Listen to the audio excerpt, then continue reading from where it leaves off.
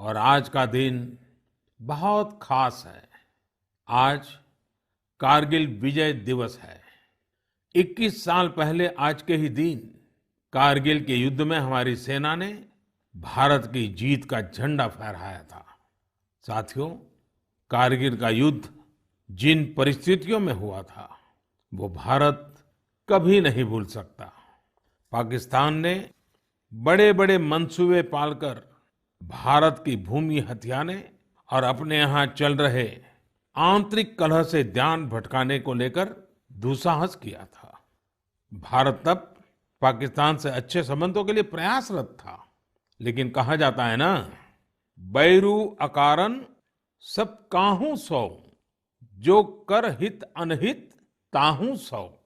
यानी दुष्ट का स्वभाव ही होता है हर किसी से बिना वजह दुश्मनी करना।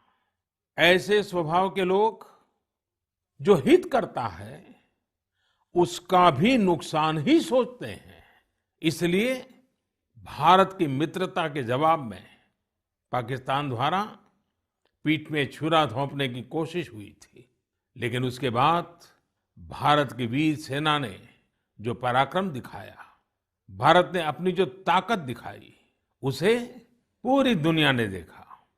आप कल्पना कर सकते हैं, ऊंचे पहाड़ों पर बैठा हुआ दुश्मन और नीचे से लड़ रही हमारी सेनाएं, हमारे वीर जवान।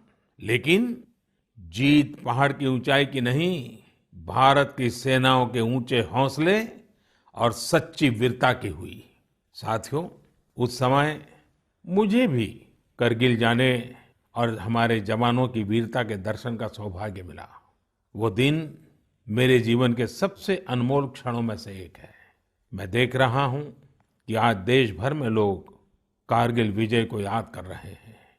सोशल मीडिया पर एक हैशटैग करेज इन करगिल के साथ लोग अपने वीरों को नमन कर रहे हैं। जो शहीद हुए हैं उन्हें श्रद्धांजलि दे रहे हैं। मैं आज सभी देशवासियों की तरफ से हमारे इन वीर जवानों के साथ साथ उन वीर माताओं को भी नमन करता हूं जिन्होंने मां भारती के सच्चे सपूतों को जन्म दिया। मेरा देश के नौजवानों से आग्रह है कि आज दिन भर कारगिल विजय से जुड़े हमारे जाबाजों की कहानियां, वीर माताओं के त्याग के बारे में एक दूसरे को बताएं, शेयर करें। मैं साथियों आपसे एक आग्रह करता हूं। आज एक वेबसाइट है www.gallantryawards.gov.in। आप उसको जरूर विजिट करें। वहां आपको हमारे वीर पराक्रमी योद्धाओं के बारे में, उनके पराक्रम के बारे में बहुत सारी जानकारियां प्राप्त होगी। और वो जानकारियां जब आप अपने साथियों के साथ चर्चा करेंगे, उनके लिए भी प्रेरणा का कारण बनेगी। आप जरूर इस वेबसाइट को विजिट कीजिए और मैं तो कहूँगा बार बार कीजिए। साथियों, कारगिल युद्ध के समय अटल जी ने लाल किले से जो कहा था, वो आज भी हम सभी के लिए बहुत प्रासंगिक है। अटल जी ने तब देश को गांधी जी के एक मंत्र की याद दिलाई थी। महात्मा गांधी का मंत्र था कि यदि किसी को कभी कोई दुविधा हो कि उसे क्या करना क्या न करना, तो उसे भारत के सबसे गरीब और असहाय व्यक्ति के बारे में सोचना चाहिए। उसे ये सोचना चाहिए कि जो वो करने जा रहा है उससे उस व्यक्ति की भलाई होगी या नहीं होगी। गांधी जी के इस विचार से आगे बढ़कर अटल जी ने कहा था कि करगिल युद्ध ने हमें एक दूसरा मंत्र दिया है।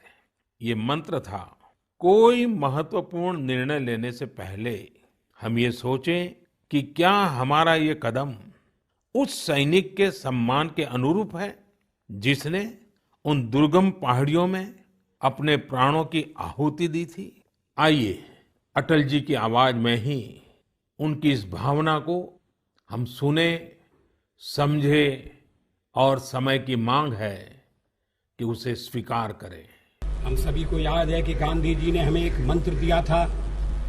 उन्होंने कहा था कि यदि कोई दुविधा हो कि तुम्हें क्या करना है, तो तुम भारत के उस सबसे असहाय व्यक्ति के बारे में सोचो और स्वयं से पूछो कि क्या तुम जो करने जा रहे हो उससे उस व्यक्ति की भलाई होगी।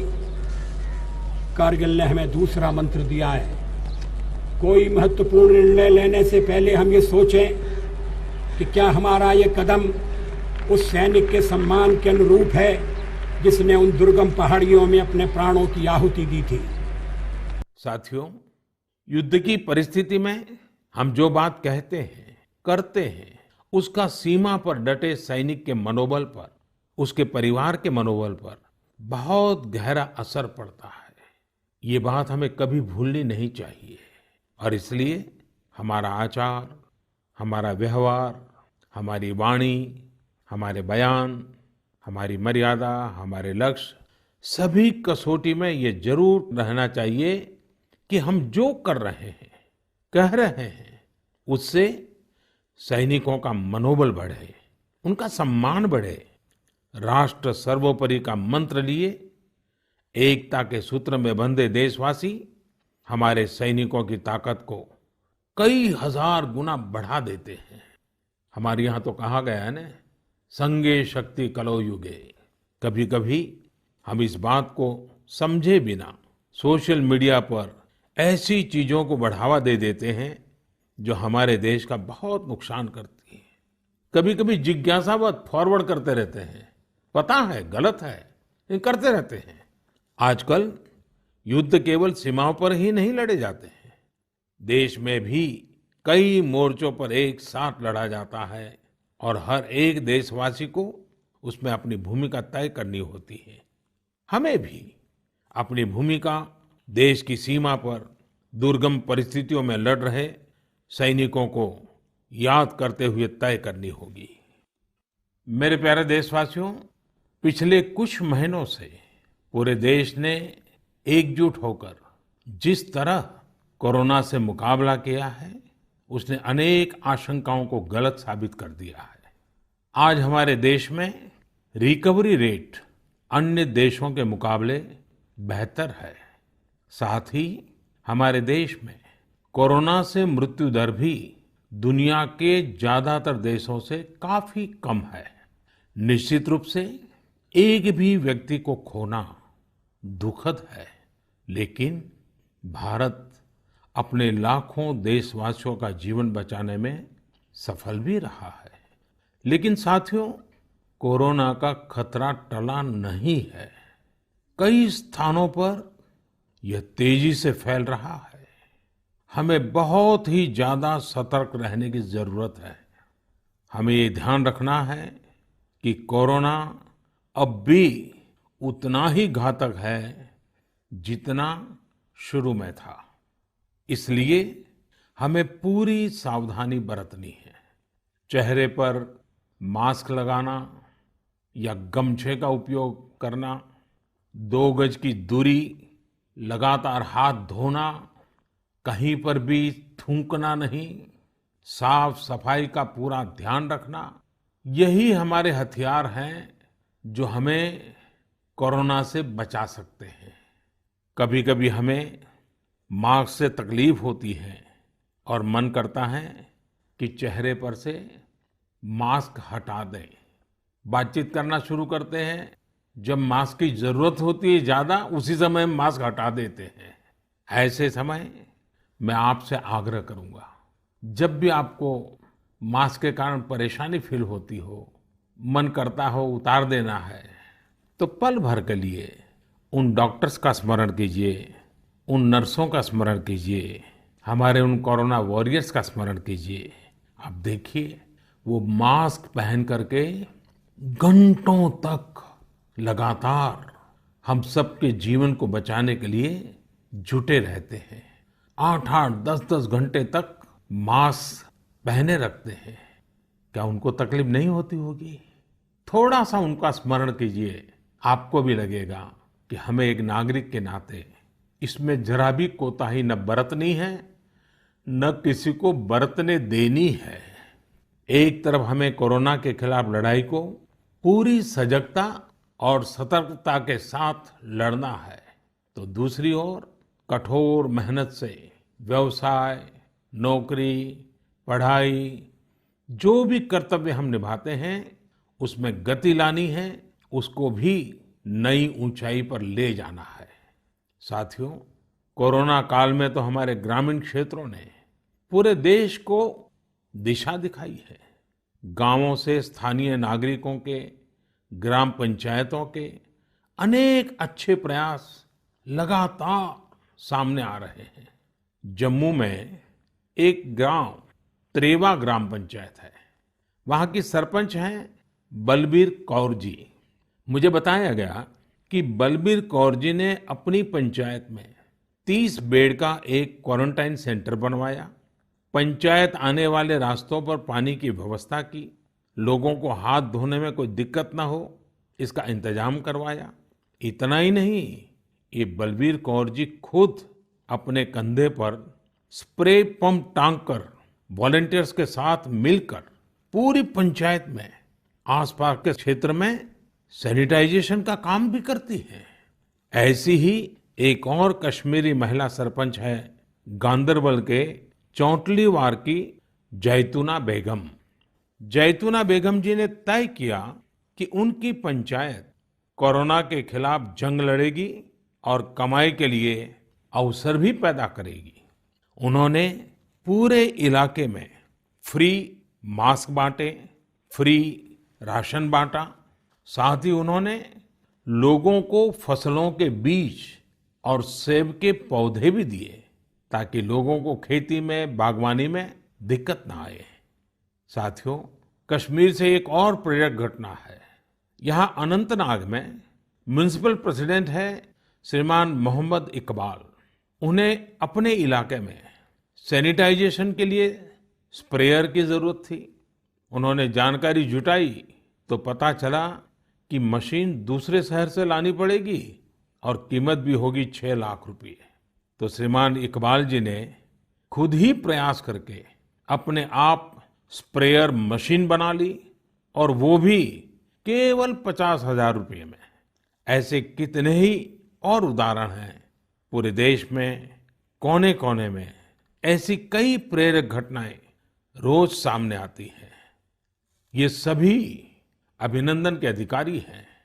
चुनौती आई, लेकिन लोगों ने उतनी ही ताकत से उसका सामना भी किया। मेरे प्यारे देशवासियों, सही अप्रोच से, सकारात्मक अप्रोच से हमेशा आपदा को अवसर में, विपत्ति को विकास में बदलने में बहुत मदद मिलती है। अभी हम कोरोना के समय भी देख रहे हैं कि कैसे हमारे देश के युवाओं, महिलाओं ने अपने टैलेंट और स्किल के दम पर कुछ नए प्रयोग शुरू किए हैं। बिहार में कई वुमेन सेल्फ हेल्प ग्रुप्स ने मधुबनी पेंटिंग वाले मास्क बनाना शुरू किया है, और देखते ही देखते ये खूब पॉपुलर हो गए। ये मधुबनी मास्क एक तरह से अपनी परंपरा का प्रचार तो करते ही हैं, लोगों को स्वास्थ्य के साथ रोजगारी भी दे रहे हैं।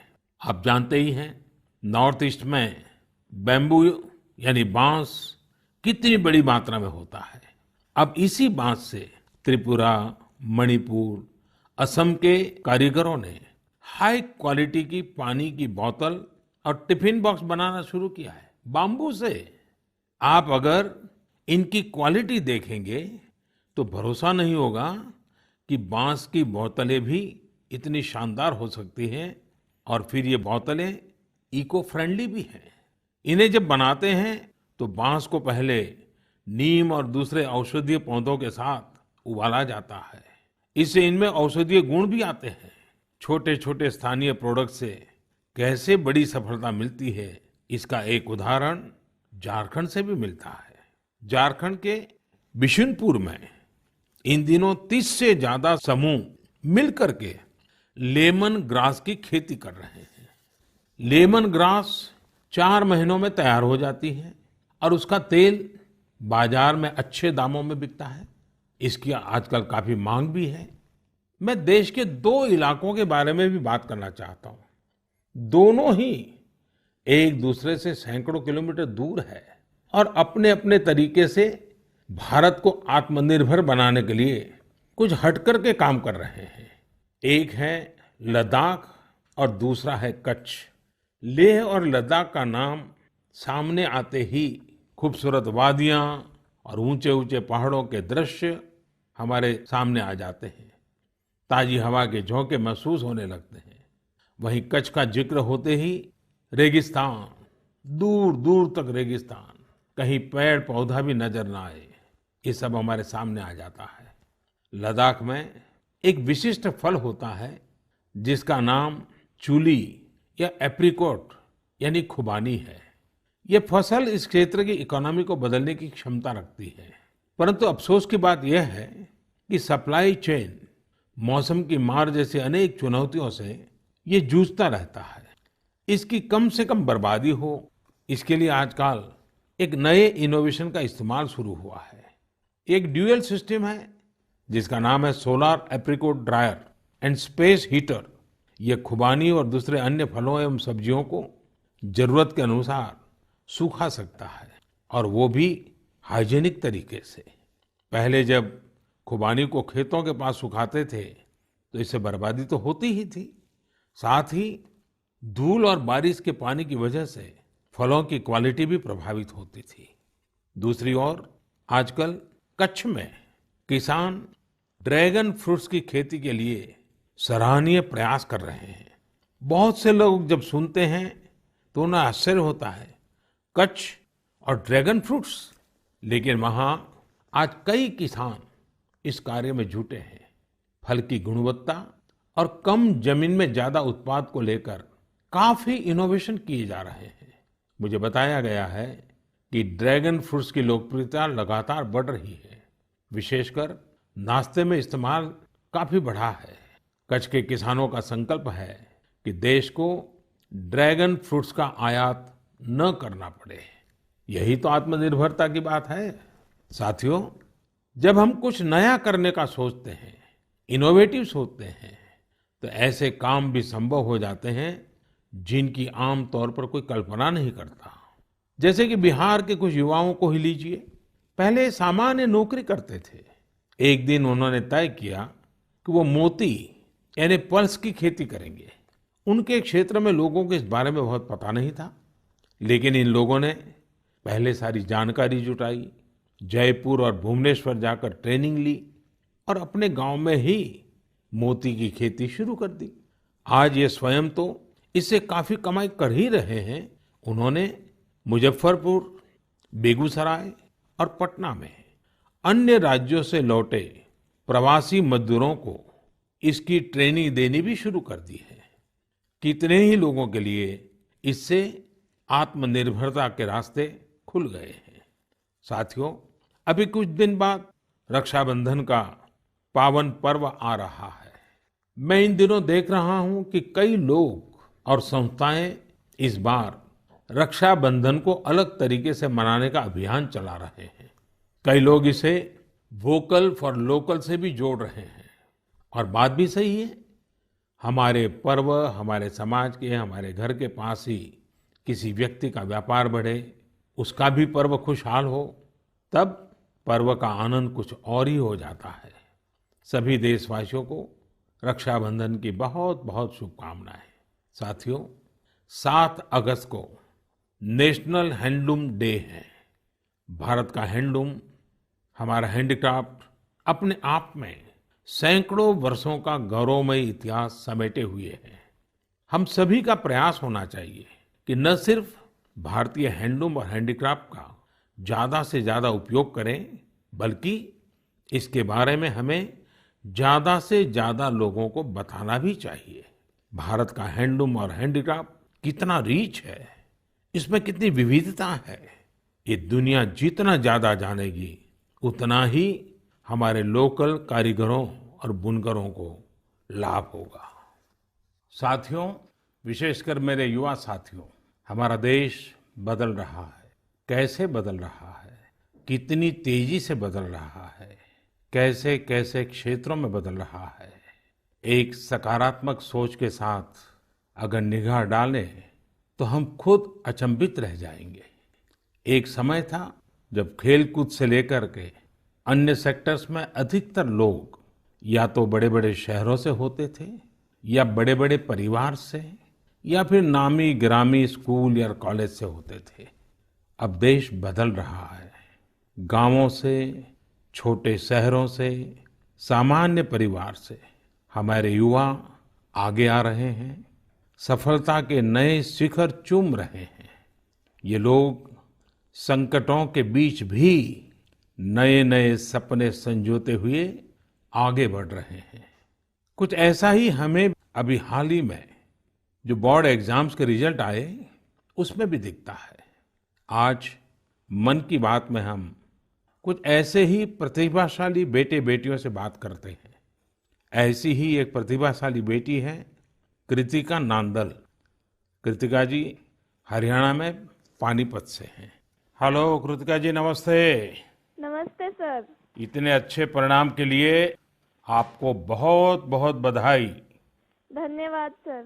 और आपको तो इन दिनों टेलीफोन लेते लेते भी आप थक गई होगी, इतने सारे लोगों के फोन आते होंगे। जी सर। और जो लोग बधाई देते हैं वो भी गर्व महसूस करते होंगे कि वो आपको जानते हैं। आपको कैसा लग रहा है? सर बहुत अच्छा लग रहा है। पेरेंट्स को प्राउड फील करा के खुद को भी इतना प्राउड फील हो रहा है। अच्छा, ये बताइए कि आपकी सबसे बड़ी प्रेरणा कौन है? सर मेरी मम्मी है सबसे बड़ी प्रेरणा तो मेरी। वाह। अच्छा, आप मम्मी से क्या सीख रही है? सर उन्होंने अपनी जिंदगी में इतनी मुश्किलें देखी फिर भी वो इतनी बोल्ड और इतनी स्ट्रोंग है। सर उन्हें देख देख के इतनी प्रेरणा मिलती है कि मैं भी उन्हीं की तरह बनूं। माँ कितनी पढ़ी लिखी हैं? सर बीए की है उन्होंने। बीए किया हुआ है? जी सर। अच्छा, तो माँ आपको सिखाती भी होगी? जी सर सिखाती हैं, दुनियादारी के बारे में हर बात बताती है। वह डांटती भी होगी? जी सर डांटती भी है। अच्छा बेटा, आप आगे क्या करना चाहती हैं? सर हम डॉक्टर बनना चाहते हैं। अरे वाह। एमबीबीएस। देखिए, डॉक्टर बनना आसान काम नहीं है। जी सर। डिग्री तो प्राप्त कर लेंगी क्योंकि आप बड़ी तेजस्वी हो बेटा, लेकिन डॉक्टर का जीवन जो है वो समाज के लिए बहुत समर्पित होता है। जी सर। उसको कभी रात को चैन से सो भी नहीं सकता है, कभी भी पेशेंट का फोन आ जाता है, अस्पताल से फोन आ जाता है, उसको दौड़ना पड़ता है। एक प्रकार से 24/7 365 डेज डॉक्टर की जिंदगी लोगों की सेवा में लगी रहती है। Yes sir. और खतरा भी रहता है क्योंकि कभी पता नहीं आजकल के जिस प्रकार की बीमारियां हैं, तो डॉक्टर के सामने भी बहुत बड़ा संकट रहता है। जी सर। अच्छा कृतिका, हरियाणा तो खेलकूद में पूरे हिंदुस्तान के लिए हमेशा ही प्रेरणा देने वाला, प्रोत्साहन देने वाला राज्य रहा है। हाँ जी सर। तो आप भी तो कुछ खेलकूद में भाग लेती हैं क्या? कुछ खेलकूद पसंद है क्या आपको? सर बास्केटबॉल खेलते थे स्कूल में थे जब। अच्छा, आपकी ऊंचाई कितनी है? ज्यादा है ऊंचाई? नहीं सर 5'2" की है। अच्छा, तो फिर तुम्हारे खेल में पसंद करते हैं? सर वो तो बस पैशन है, खेल लेते हैं। अच्छा अच्छा। चलिए कृतिका जी, आपके माताजी को मेरी तरफ से प्रणाम कहिए। उन्होंने आपको इस प्रकार के योग्य बनाया, आपके जीवन को बनाया। आपकी माताजी को प्रणाम और आपको बहुत बहुत बधाई, बहुत बहुत शुभकामनाएं। धन्यवाद सर। आइए अब हम चलते हैं केरला, एर्नाकुलम। केरला के नौजवान से बात करेंगे। हेलो। हेलो सर, नमस्कार। So Vinayak, congratulations. Thank you sir. शाबाश विनायक, शाबाश। Thank to you how sir. Is the josh? Hi sir. Do you play any sport? Badminton. Badminton yes. in a school, or you had any chance to take a training? No, in school we have already get some training Mm-hmm. From our teachers, so thus and we get opportunity to participate outside Wow. from the school itself. How many states you have visited? I have visited only Kerala and Tamil Nadu. Only Kerala and Tamil Nadu. Yes. So would you like to visit Delhi? Yes sir, now I am applying Delhi University for my higher studies. Wow. So you are coming to Delhi. Yes sir. Hmm. Tell me, do you have any message for fellow students who will give board exams in future? Hard work and proper time utilization. Such a perfect time management. Yes sir. So Vinayak, I would like to know your hobbies. First of all, badminton, Mm-hmm. and then reading. Mm-hmm. So are you active on social media? No, we are not allowed to use any electronic items or gadgets in the school. So you are lucky. Yes sir. Well, Vinayak, congratulations again and wish you all the best. Thank you, sir. आइए हम उत्तर प्रदेश चलते हैं। उत्तर प्रदेश में अमरोहा के श्रीमान उस्मान सैफी से बात करेंगे। हेलो उस्मान, बहुत बहुत बधाई, आपको ढेरों ढेरों बधाई। Thank you sir. अच्छा, अब उस्मान बताइए कि आपने जो चाहा था वही रिजल्ट मिला कि कुछ कम आया? नहीं, जो चाहा था वही मिला है। मेरे अच्छा। पेरेंट्स भी बहुत खुश हैं। वाह अच्छा, परिवार में और भाई भी बहुत इतने ही तेजस्वी हैं कि घर में आप ही हैं जो इतने तेजस्वी हैं? सिर्फ मैं ही हूँ। मेरा भाई वो थोड़ा सा शरारती है, हाँ। बाकी मुझे लेकर बहुत खुश रहता है। अच्छा अच्छा। अच्छा, आप जब पढ़ रहे थे तो उस्मान आपका पसंदीदा विषय क्या था? मैथमेटिक्स। अरे वाह, तो मैथमेटिक्स में क्या रुचि रहती थी, कैसे हुआ, किस टीचर ने आपको प्रेरित किया? जी, हमारे एक सब्जेक्ट टीचर रजत सर, हम्म। उन्होंने मुझे प्रेरणा दी और वो बहुत अच्छा पढ़ाते हैं और मैथमेटिक्स शुरू से ही मेरा अच्छा रहा है और वो काफ़ी इंटरेस्टिंग सब्जेक्ट भी है। हम्म। तो जितना ज़्यादा करते हैं उतना ज़्यादा इंटरेस्ट आता है, तो इसलिए मेरा फेवरेट सब्जेक्ट। हम्म। आपको मालूम है एक ऑनलाइन वैदिक मैथमेटिक्स के क्लासेस चलते हैं? Yes sir. हाँ, कभी ट्राई किया है इसका? नहीं सर, अभी नहीं किया। आप देखिए, बहुत सारे आपके दोस्तों को लगेगा जैसे आप जादूगर है, क्योंकि कंप्यूटर की स्पीड से आप गिनती कर सकते हैं। वैदिक मैथमेटिक्स की बहुत सरल टेक्निक्स हैं और आजकल वो ऑनलाइन पर भी अवेलेबल होते हैं। जी सर। क्योंकि आपकी मैथमेटिक्स में इंटरेस्ट है तो बहुत सी नई नई चीजें भी आप दे सकते हैं। जी सर। अच्छा उस्मान, आप खाली समय में क्या करते हैं? खाली समय में सर कुछ ना कुछ लिखता रहता हूँ मैं। मुझे लिखने में बहुत इंटरेस्ट आता है। अरे वाह, मतलब आप मैथमेटिक्स में रुचि लेते हैं, लिटरेचर में भी रुचि लेते हैं? Yes sir. क्या लिखते हैं, कविताएं लिखते हैं, शायरियां लिखते हैं? कुछ भी करंट अफेयर से रिलेटेड कोई भी टॉपिक हो उस पर लिखता रहता हूँ। हाँ। नई नई जानकारियाँ मिलती रहती हैं, जैसे जीएसटी चला था और हमारा नोटबंदी, सब चीज। अरे वाह, कॉलेज की पढ़ाई करने के लिए आगे का क्या प्लान बना रहे हैं? सर मेरा जी मेंस का फर्स्ट अटेम्प्ट क्लियर हो चुका है और अब मैं सितंबर के लिए सेकंड अटेम्प्ट में अब बैठूंगा। मेरा मेन एम है कि मैं पहले आईआईटी से बैचलर डिग्री लूं और उसके बाद सिविल सर्विसेज में जाऊं और एक आईएएस बनूं। अरे वाह। अच्छा, आप टेक्नोलॉजी में भी रुचि लेते हैं? यस सर, इसलिए मैंने आईटी ऑप्ट किया है। फर्स्ट टाइम बेस्ट था आईटी का। अच्छा, चलिए उस्मान, मेरी तरफ से बहुत शुभकामनाएं हैं। और आपका भाई शरारती है तो आपका समय भी अच्छा जाता होगा। और आपके माताजी पिताजी को भी मेरी तरफ से प्रणाम कहिए, उन्होंने आपको इस प्रकार से अवसर दिया, आपका हौसला बुलंद किया। और ये मुझे अच्छा लगा कि आप पढ़ाई के साथ साथ करंट इश्यूज पर अध्ययन भी करते हैं और लिखते भी हैं। देखिए, लिखने का फायदा ये होता है कि आपके विचार में शार्पनेस आती है। बहुत बहुत अच्छा फायदा होता है लिखने से। तो बहुत बहुत बधाई मेरी तरफ से। Thank you sir. आइए चलिए फिर एकदम से नीचे साउथ में चले जाते हैं, तमिलनाडु। नामक्कल से बेटी कनिगा से बात करेंगे। और कनिगा की बात तो बहुत ही इंस्पिरेशनल है। कनिगा जी, वणक्कम। वणक्कम sir. How are you? Fine sir. First of all, I would like to congratulate you for your great success. Thank you sir. When I hear of Namakkal, I think of the Anjaneya temple. Yes sir. Now I will also remember my interaction with you. Yes sir. So, congratulations again. Thank you sir. You would have worked very hard for exams. How was your experience while preparing? I was working hard from the start, so I didn't expect this result, but I have written well, so I will get a good result. What were your expectation? 485 or 486, like that I thought, sir. And now? 490. So, what is the reaction of your family members and your teachers? They were so happy and they were so proud, sir. Which was your favorite subject? Mathematics. Oh, and what are your future plans? I am going to become a doctor, if possible, in AFMC, sir. Mm-hmm. And your family members are also in a medical profession or somewhere else? Oh, sir, my father is a driver, but my sister is studying MBBS, sir. Arre wow. So first of all, I will do the pranam to your father, who is taking lot of care of your sister and yourself. It's a great service he is doing. Yes, sir. And it's an inspiration for all. Yes, sir. So my congratulations to you, your sister and your father and your family. Thank you, sir. साथियों, ऐसे और भी कितने युवा दोस्त हैं, कठिन परिस्थितियों में भी जिनके हौसले की, जिनकी सफलता की कहानियां हमें प्रेरित करती हैं। मेरा मन था कि ज्यादा से ज्यादा युवा साथियों से बात करने का मौका मिले, लेकिन समय की भी कुछ मर्यादाएं रहती हैं।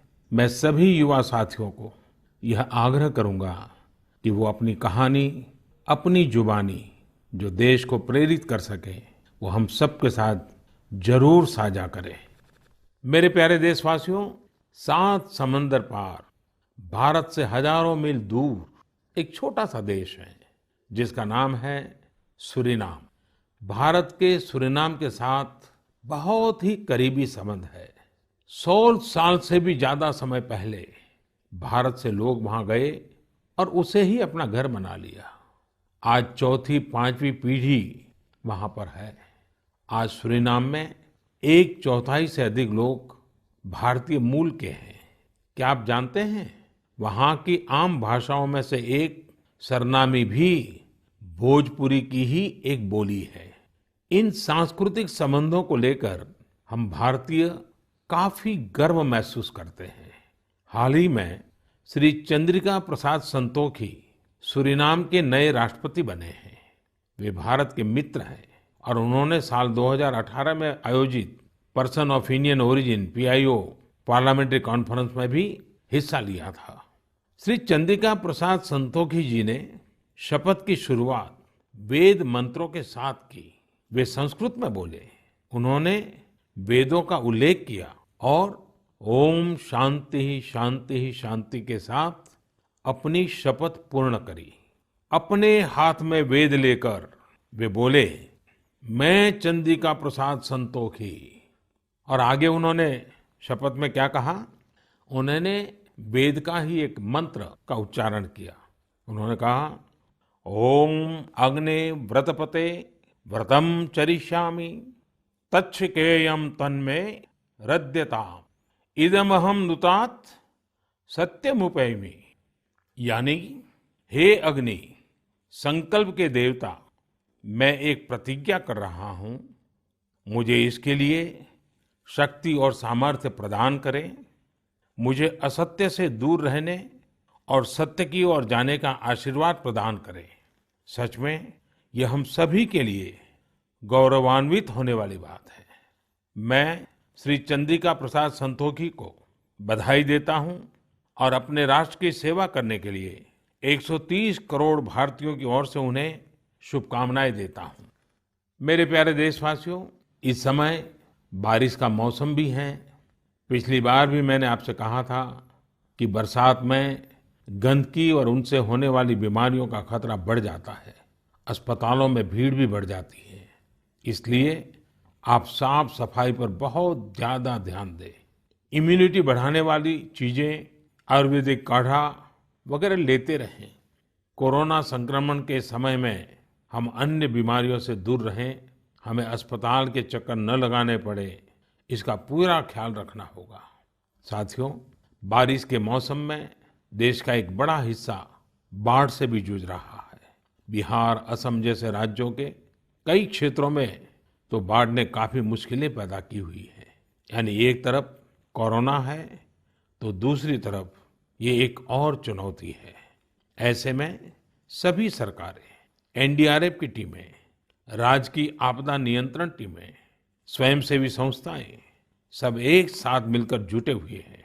हर तरह से राहत और बचाव के काम कर रहे हैं। इस आपदा से प्रभावित सभी लोगों के साथ पूरा देश खड़ा है। साथियों, अगली बार जब हम मन की बात में मिलेंगे, उसके पहले ही 15 अगस्त भी आने वाला है। इस बार 15 अगस्त भी अलग परिस्थितियों में होगा। कोरोना महामारी की इस आपदा के बीच होगा। मेरा अपने युवाओं से, सभी देशवासियों से अनुरोध है कि हम स्वतंत्रता दिवस पर महामारी से आजादी का संकल्प लें, आत्मनिर्भर भारत का संकल्प लें, कुछ नया सीखने और सिखाने का संकल्प लें, अपने कर्तव्यों के पालन का संकल्प लें। हमारा देश आज जिस ऊंचाई पर है, वो कई ऐसी महान विभूतियों की तपस्या की वजह से हैं जिन्होंने राष्ट्र निर्माण के लिए अपना जीवन समर्पित कर दिया। उन्हीं महान विभूतियों में से एक है लोकमान्य तिलक। 1 अगस्त 2020 को लोकमान्य तिलक जी की 100वीं पुण्यतिथि है। लोकमान्य तिलक जी का जीवन हम सभी के लिए बहुत बड़ी प्रेरणा है, हम सभी को बहुत कुछ सिखाता है। अगली बार जब हम मिलेंगे तो फिर ढेर सारी बातें करेंगे, मिलकर कुछ नया सीखेंगे और सबके साथ साझा करेंगे। आप सब अपना ख्याल रखिए, अपने परिवार का ख्याल रखिए और स्वस्थ रहिए। सभी देशवासियों को आने वाले सभी पर्वों की बहुत बहुत शुभकामनाएं। बहुत बहुत धन्यवाद।